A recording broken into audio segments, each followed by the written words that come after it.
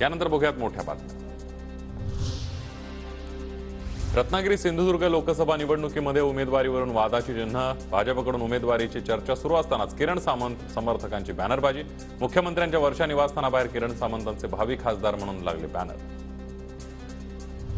महानंदच्या 27 acre जागेवर गुजरातचा डोळा, त्यासाठी हा सौदा, संजय राऊतांचा महानंद आणि राज्य सरकारवर गंभीर आरोप। महानंदच्या कर्मचाऱ्यांना 4 ते 5 महिन्यांपासून पगार नसल्याचाही उल्लेख। राजकीय स्वार्थासाठी भुजबळ ओबीसींना वेड्यात काढतायत, राजकारणासाठी ओबीसींचा वापर करतायत। जरांगे पाटलांची भुजबळांवर टीका।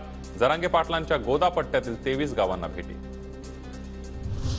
मागच्या वेळी पराभूत झालेल्या लोकसभेच्या 160 जागांवर भाजपचं लक्ष। या जागांवर मोदी, शहा, राजनाथ सिंह, जेपी नड्डांच्या सभा होणार। 25 जानेवारी ते 25 मार्च दरम्यान भाजपचा निवडणूक रॅलींचा मॅरेथॉन कार्यक्रम।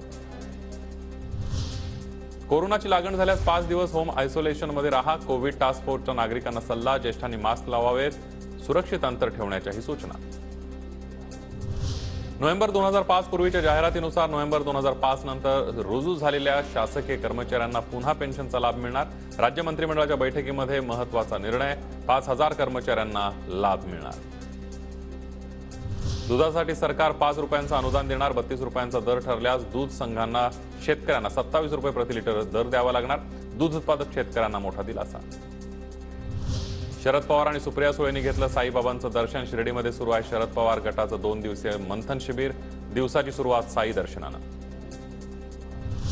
रत्नागिरीतल्या लांजाचे वारकरी संप्रदायाचे अध्यक्ष चंद्रकांत पवारांना अयोध्या सोहळ्याचं निमंत्रण। राज्यातील 1500 मान्यवरांमध्ये पवारांचा समावेश। राम मंदिर ट्रस्टकडून पवारांना पत्राद्वारे निमंत्रण।